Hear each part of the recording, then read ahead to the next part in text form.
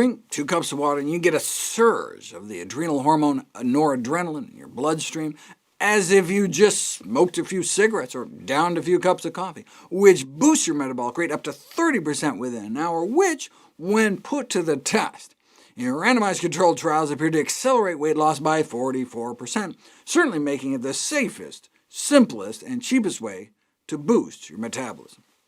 Now, if you're on a beta blocker drug, this entire strategy may fail. Beta blockers are typically prescribed for heart conditions or high blood pressure, and tend to end with the letters LOL, such as atenolol, nadolol, or propranolol, sold as Tenormin, Corgard, or Inderol, respectively. So, for example, if you give people the beta blocker drug metoprolol, sold as low pressure, before they chug their 2 cups of water, the metabolic boost is effectively prevented. And this makes sense, since the beta that's being blocked in beta blockers are the beta receptors triggered by noradrenaline.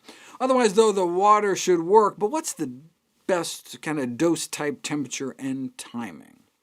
Just a single cup may be sufficient to rev up the noradrenaline nerves, but additional benefit is seen at 2 or more cups.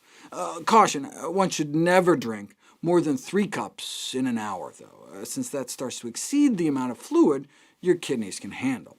If you have heart or kidney failure, your physician may not want you drinking extra water at all, but even with healthy kidneys, any more than 3 cups of water an hour can start to critically dilute the electrolytes in your brain, with potentially critical consequences. In How Not to Diet, I talk about the first patient I ever killed in a hospital as an intern. I was a guy who drunk himself to death with water. He suffered from a neurological condition that causes pathological thirst. I knew enough to order his liquids be restricted and to have his sink shut off, but didn't think to turn off his toilet.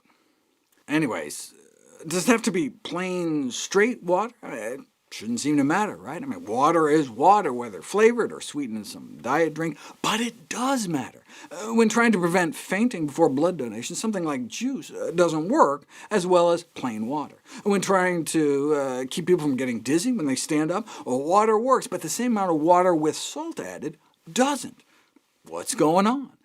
We used to think the trigger was stomach distension. When we eat, our body shifts blood flow toward the digestive tract, in part by releasing noradrenaline to pull in blood from our limbs. This has been called the gastrovascular reflex, so drinking water was thought to be just a 0-calorie way of stretching our stomach.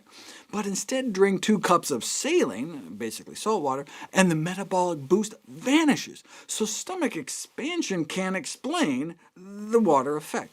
We now realize our body appears to detect osmolarity, the concentration of stuff within a liquid.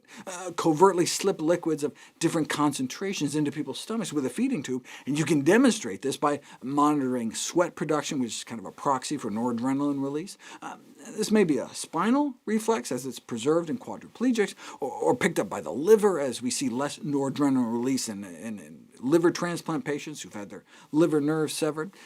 Whichever the pathway, our body can tell.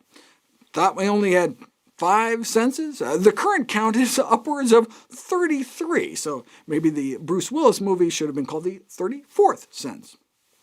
In my Daily Dozen recommendation, I rank certain teas as among the healthiest beverages. After all, they have all the water of water with an antioxidant bonus, but from a weight loss perspective, plain water may have an edge. That may explain the study showing overweight and obese individuals randomized to replace diet beverages with water lost significantly more weight. This was chalked up to getting rid of all those artificial sweeteners, but maybe instead the diet drinks were too concentrated to offer the same water-induced metabolic boost. Diet soda, tea, has about 10 times the concentration of dissolved substances compared to tap water. So plain water on an empty stomach may be the best. Does the temperature of the water matter?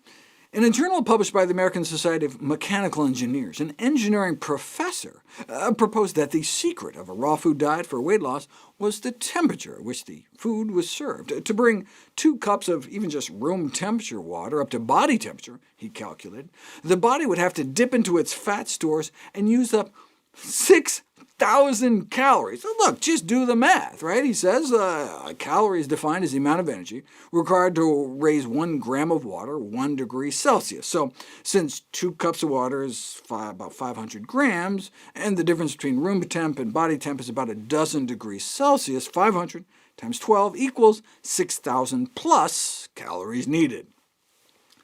Anyone see the mistake? In nutrition, a calorie is actually a kilocalorie, 1,000 times bigger than the same word used in the rest of the sciences. Confusing, right?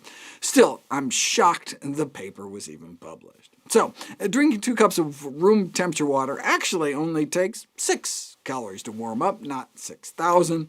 Now, if you were a hummingbird drinking 4 times your body weight in chilling nectar, you could burn up to 2% of your energy reserves warming it up, but it doesn't make as much of a difference for us. What about really cold water, though? A letter called The Ice Diet was published in the Annals of Internal Medicine, estimated that eating about a quart of ice, like a really, really big snow cone with no syrup, could rob our body of more than 150 calories, the same amount of energy as the calorie expenditure in running 1 mile. It's not like you directly burn fat to warm up the water, though. I mean, what your body does is just corrals more of the waste heat you normally give off by constricting blood flow to your skin. How does it do that? Noradrenaline. If you compare drinking body temperature water to room temperature water to cold water, there's only a significant constriction in blood flow to the skin after the room temp and cold water, and neither the warm or tepid water could boost metabolic rate as much as cold fridge temperature water. So your body does, after all, end up at least indirectly burning off more calories when you drink your water cold. So 2 cups of cold water on an empty stomach a few times a day. Does it matter when? Yes, watch my evidence-based weight loss lecture to see how you can add the benefit of negative calorie preloading by drinking that water right before your meals.